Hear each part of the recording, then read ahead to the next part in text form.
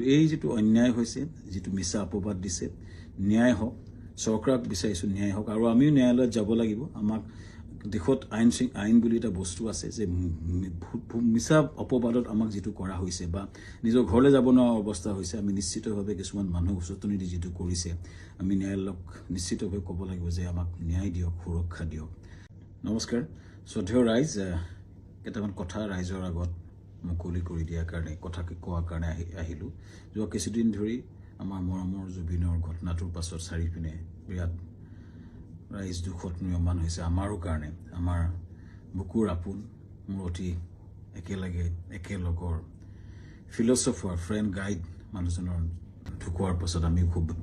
নিয়মান অৱস্থাত আছো আৰু কিছুমান কথা ক'বলৈ ওলাই আহিছো কাৰণ ইমান বেছি ভুৱা কিছুমান কেম্পেইন হোৱাৰ কাৰণে আমি কথাখিনি ক'ব চেষ্টা কৰিছো শ্ৰদ্ধেয় ৰাইজ মই গুৱাহাটীলৈ যোৱাৰ কথা আছিলে আজি কিন্তু ইমানেই বেছি মোলৈ মেছেজ আহিছে আহিলে মাৰিম কাটিম প্ৰায় কেইবা হাজাৰ মেছেজ আহিছে যে গুৱাহাটীলৈ গ'লে কাটিম বুলি সেই প্ৰেক্ষাপটত যাব পৰা নাই সেই সময়ত খুব মন আছিলে গৰিমাৰ ওচৰত থিয় দিয়া মোৰ পৰিয়ালৰ নিচিনা মোৰ ভগ্নী গৰিমা বা দলটোৰ লগত এই ঘটনাটোৰ পিছত থিয় দিব পৰা নাই কিন্তু কিয় পৰা নাই ৰাইজ গম পাইছে কাৰণ আমাক থ্ৰেটনিং কৰা হৈছে কিন্তু আসলতে জুবিন গাৰ্গক মৃত্যুত আমি দুখী নেকি এই কথাখিনি খুব কিছুদিন ধৰি সোশ্যাল মিডিয়াত কিছুমান ব্যক্তিয়ে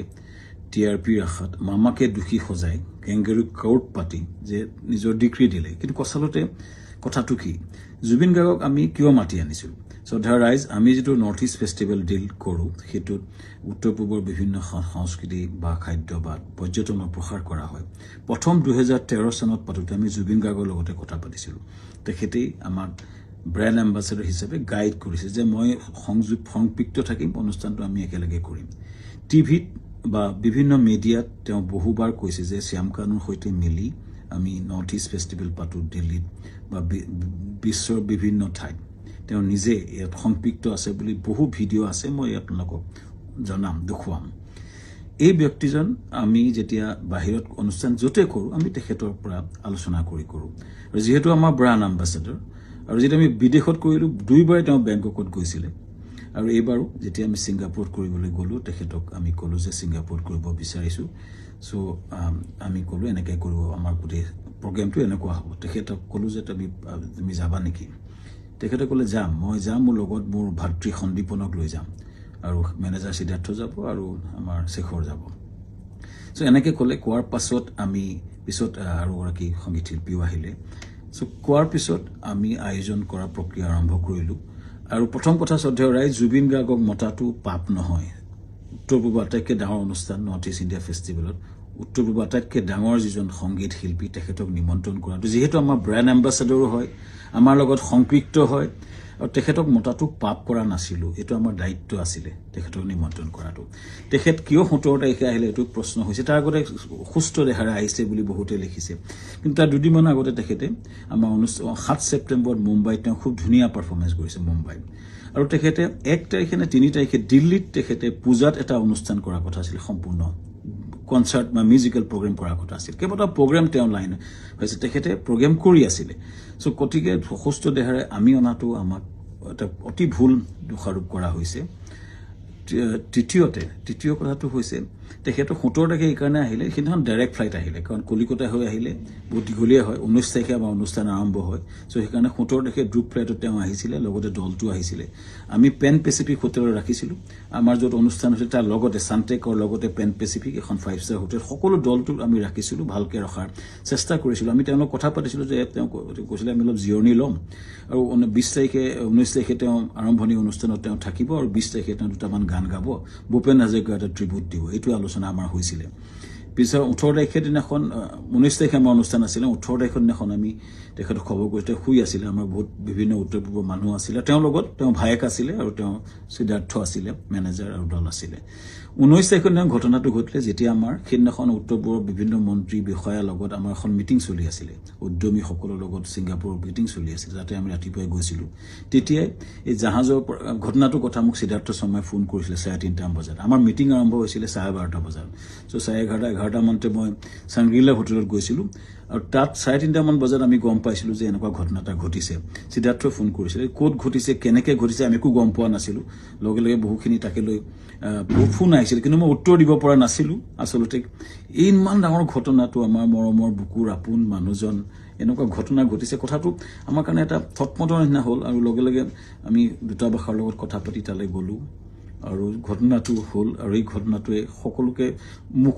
মুখেৰে মাত নাইকিয়া কৰিলে আৰু গম পাই লগে লগে আমাৰ অনুষ্ঠানটো বাতিল কৰা বুলি আমাৰ হাই কমিছনে নিজস্বভাৱে ঘোষণা কৰিলে আৰু অনুষ্ঠান তাতে বাতিল কৰা হ'ল তাৰ পিছতো কোনোবাই উলিয়াইছে আমি প্ৰগ্ৰেম কৰি আছিলোঁ বুলি কিন্তু আচলতে আমাৰ ভাৰতৰ ৰাষ্ট্ৰদূতাই এইটো ডিক্লেয়াৰ কৰিছিলে অনুষ্ঠানটো সম্পূৰ্ণ বাতিল কৰা হৈছিলে আৰু সেইটো পিছতো আমি টিমটোৰ লগত লাগি কেনেকৈ আমাৰ পাৰ্থিৱ শৰীৰটো গুৱাহাটীলৈ পঠাব পাৰি তাৰ লগত মই কাম কৰিছিলোঁ সিদ্ধাৰ্থৰ লগত আমাৰ মৰ্গত আমাকে যাবলৈ দিয়া হৈছিলে সিদ্ধাৰ্থ আৰু সন্দীপন শেখৰৰ লগত আৰু তাৰপিছতেই কেম্পেইনটা আৰম্ভ হ'ল আমাৰ বিপক্ষে সেইদিনা মই কৈ আছিলোঁ যে মৰ্গলৈ যাওঁ বুলি কোনোবাই সেইটো মদ খাবলৈ যাওঁ বুলি এটা কেম্পেইন কৰিলে কোনোবাই ক'লে যে শ্যামকান্ত মহন্তক ধৰি হত্যা কৰিব লাগে এনেকুৱা ধৰণৰ কেম্পেইন আৰম্ভ হ'ল আৰু এটা ভয়ানক আমাৰ বিপক্ষে এটা কেম্পেইন শ্ৰদ্ধা ৰাইজ এটাই মই ক'ব খুজিছোঁ যে আমি গোটেই প্ৰক্ৰিয়াটোত কোনো পধ্যে জড়িত নাছিলোঁ য'ত ঘটনা ঘটিছিলে তাত 12-13জন মান অসমীয়া সমাজৰ লোক আছিলে আৰু জুবিনৰ দলটো আছিলে যেতিয়া ঘটনাটো ঘটিছিল তাৰ বহু দূৰত আমি আছিলোঁ আমাৰ দলটো বহু দূৰত আছিলে চ' আমাক দোষাৰোপ কৰি এই প্ৰক্ৰিয়াটো কিয় কৰা হৈছে কেইজনমান ব্যক্তিয়ে ইচ্ছা কৰি এটা ডাঙৰ কেম্পেইন কৰি পেলাই আমাক বদনাম কৰাৰ বা হত্যা কৰাৰ প্ৰক্ৰিয়া যিটো কৰিছে শ্ৰদ্ধেয় ৰাইজ তাৰ এটা ন্যায় বিচাৰিছোঁ এতিয়া SIT হৈছে আমি খুব আদৰণি জনাম যি প্ৰশ্ন হয় উত্তৰ দিব বিচাৰিছোঁ কাৰণ আমাৰ ফালৰ পৰা আমি ক'বলগীয়া কথাখিনি আমি ক'ম আমি আদৰণি জনাইছোঁ সঠিক তদন্ত হওক কিন্তু এই যিটো ঘটনা ঘটিছিলে জাহাজখনত বহু দূৰত আমি আছিলোঁ আৰু আমাক সেই ঘটনাটোৰ সময়ত এই যিকেইজন ব্যক্তি আছে তেওঁলোকে তাৰ কথা ক'ব পাৰিব কিন্তু আমাক সেই ঘটনাটোৰ সময়ত আমাক সম্পৰ্কে কোৱা আমাৰ একচুৱেলি আমি নাজানিছিলোঁ কিন্তু এটা কথা হয় এই যিটো ঘটনা হ'ল এই ঘটনাটো আমাক সম্পূৰ্ণৰূপে বিধ্বস্ত কৰিছে আমাৰ জুবিন গাৰ্গ আমাৰ কাৰণে আছিলে সাহস জুবিন গাৰ্গ আমাৰ আছিলে ব্ৰেণ্ড এম্বাছাডৰ জুবিন গাৰ্গ আমাৰ অনুষ্ঠানটোৰ মূল হৃদপিণ্ড আছিলে হৃদপিণ্ডজন যোৱাৰ পাছত আমাৰ যি অৱস্থা হৈছে আমাৰ গোটেই দলটোৰ আমাৰ গোটেই বিধ্বস্ত অৱস্থা আমাৰ সকলোৰে আৰু ইয়াৰ পাছত যিটো আক্ৰমণ হৈছে আমাৰ পৰিয়ালৰ ওপৰতো আক্ৰমণ হৈছে ফেক ভিডিঅ' ওলাইছে ফেক